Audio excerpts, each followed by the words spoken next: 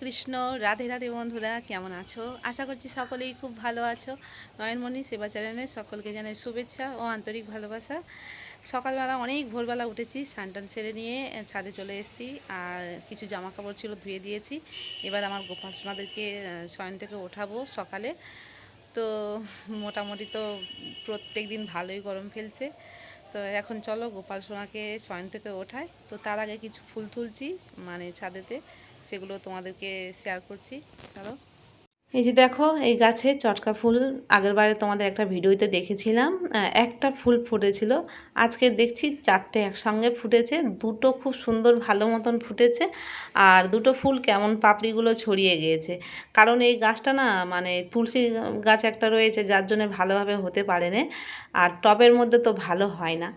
আর আরেকটা গাছ দেখো, তোমাদেরকে এই ফুলটা সবসময় দেখাই, কত সুন্দর থগো, আর এই একটা ফুল অল্প থগো। তো একটা ডালের মধ্যে, একটা গাছের মধ্যে দুটো ডাল হয়েছে, গিয়ে বেশ ভীষণ ভালো হয়েছে। এই গাছটা আমি না কখনো কোনো যত্ন করা হয় না, তবুও ফুল যখন হয় না অঝর নয়নে ফুল হয়।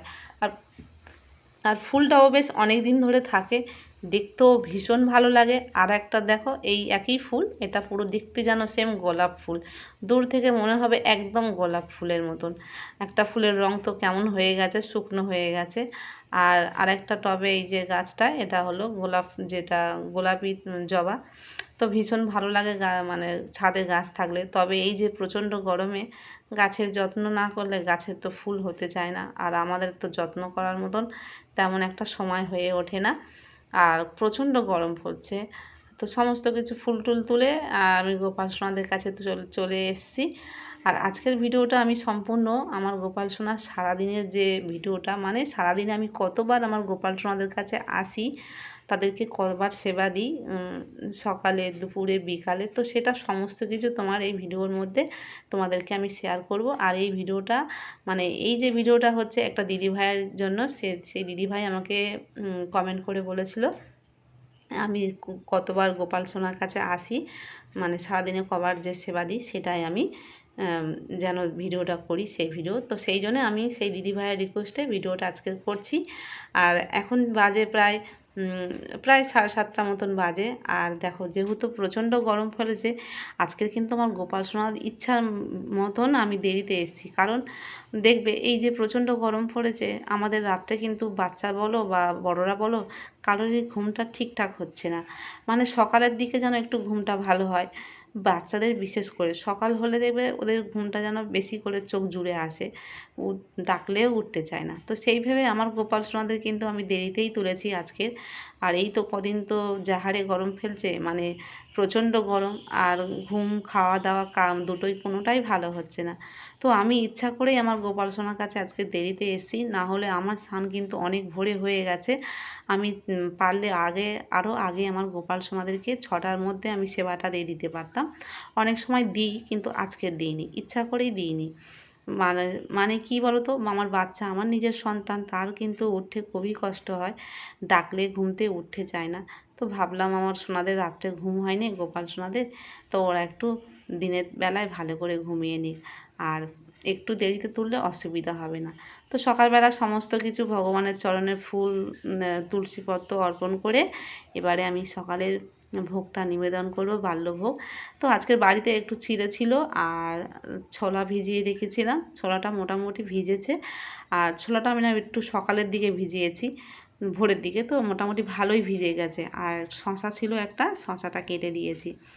আমি কিন্তু সারাদিনে আমার গোপাল সোনার কাছে 4 থেকে 5 বার আসা হয়ে যায়। তো সকালের সেবাটা দিয়ে তারপরে আমার দুপুরে রান্নার জোগাড় করতে হয়। তারই মধ্যে সময় পেলে আমার গোপাল সোনাদেরকে স্নান করিয়ে দিই, বা কখনও আবার রান্না বান্না সেরে নিয়ে তারপরে আবার স্নান করাই। বেলার দিকে আবার দুধ আসলে দুধও দিই। তো গোপাল সোনার সকালবেলা যেসব কাজকর্ম থাকে সেগুলো সমস্ত কিছু করে নিয়ে রান্নাবান্না আমার হয়ে গেছে। এবারে আমি তো উনুনে রান্না করি, তো উনুনে রান্না করার সময় তোমাদেরকে সমস্ত কিছু দেখাতে পারিনি।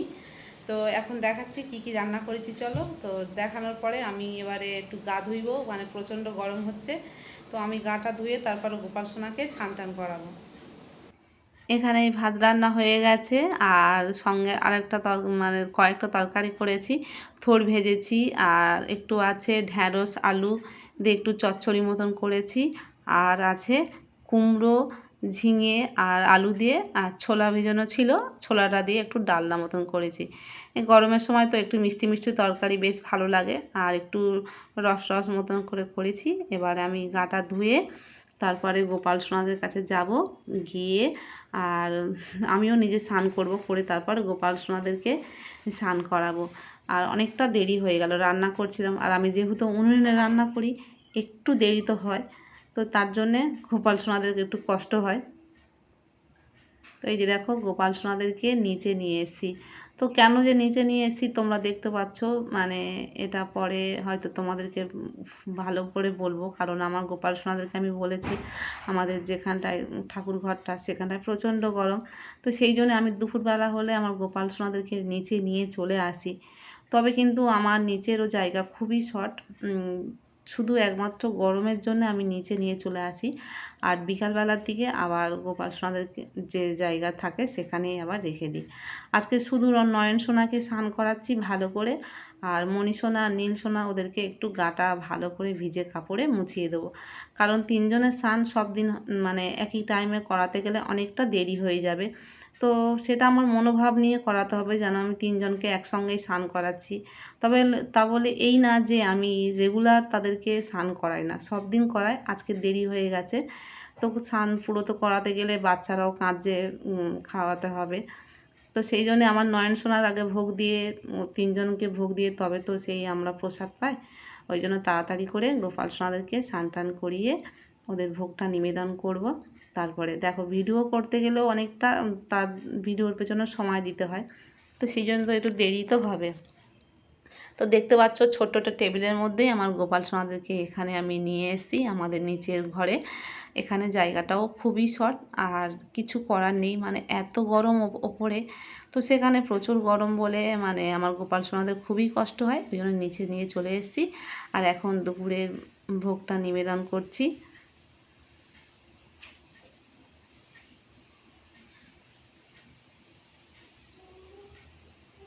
দুপুরের ভোগ নিবেদন করার পরে আমি গোপাল সোনাদেরকে তিনজনকে একসঙ্গে একটু রেস্ট দিয়েছি, দিয়ে আবার বিকেলবেলা ওদেরকে একটু ওঠাবো। তবে নিচে নিয়ে এসেছি, আর আমার ছেলেটা তো খুবই দুষ্টু, ওর ভাইদেরকে সারাক্ষণ বিরক্ত করবে, মানে ওদের সঙ্গে খেলা করার জন্যে ও তো সবসময় মানে এমন করবে যেন ওদের সঙ্গে খেলা করবে। আমি বললাম না, খাওয়ার পরে সবারই কষ্ট হয়, ওরা একটু রেস্টে থাক, তারপরে বিকালের দিক আবার তোমাদেরকে আমি ওদেরকে খেলতে দেবো, তখন তুমি বসে বসে গল্প করো।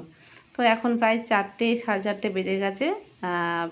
তো আমার দুধ জাল দেওয়া ছিল, আবার একটু দুধ গরম করে আর একটু সঙ্গে জল দিয়েছি, দুধটা ঠান্ডা করে অবশ্যই আমার গোপাল সোনাদেরকে দিয়েছি। তো একটু পরে তো সন্ধে হয়ে যাবে, সন্ধ্যার সময় তোমাদেরকে হয়তো আর দেখাতে পারবো না। আর এবারে আমি আমার গোপাল সোনাদের কাছে রাত্রে চলে এসেছি। তো রাত্রে আমরা তো এই গরমে প্রষ্টি ভাত খাচ্ছি, আর ওদের জন্যে একটু মিষ্টি আনা হয়েছে, তো সেই মিষ্টিটা দিয়েছি, আর অন্য কিছু গোপাল সোনাদের জন্য আলাদা করে মানে করিনি। তো সারাদিনের রুটিনটা তোমাদের সঙ্গে শেয়ার করলাম গরমেতে গোপাল সোনাদেরকে। তো কেমন লাগলো অবশ্যই কিন্তু কমেন্ট করে জানিও বন্ধুরা। আর আমার চ্যানেলটি এখনও পর্যন্ত যারা সাবস্ক্রাইব করে নেয়নি, চ্যানেলটিকে অবশ্যই করে সাবস্ক্রাইব করে নেবে, যাতে আমি নতুন ভিডিও পোস্ট করলে তোমাদের ফোনে সঙ্গে সঙ্গে নোটিফিকেশান পৌঁছে যাবে। আর ভিডিওটি যদি ভালো লাগে অবশ্যই একটা লাইক কমেন্ট করো। তো গোপাল সোনাদেরকে ভোগ নিবেদন করে রাতের সেবাটা দেওয়া হয়ে যাওয়ার পরে একটু করে মানে ঠান্ডা জলে গাটাগুলো মুছিয়ে ভালো করে পাউডার টাউডার একটু ভালো করে মাখিয়ে দিয়েছি, দিয়ে বিছানাপত্রগুলো করে নিয়ে ওদেরকে এবারে শয়নে দেব। আবার সকালবেলা যখন হবে তো আবার ওদেরকে এই রকমভাবে আমি ডেলি কিন্তু গোপাল সোনাদেরকে ডেলি রুটিন এই রকম আমাদের প্রত্যেক দিনের নিত্য নতুন সেবা আমরা এই রকমভাবে দিয়ে থাকি। তো কেমন লাগলো? রাধে রাধে, হরি বল।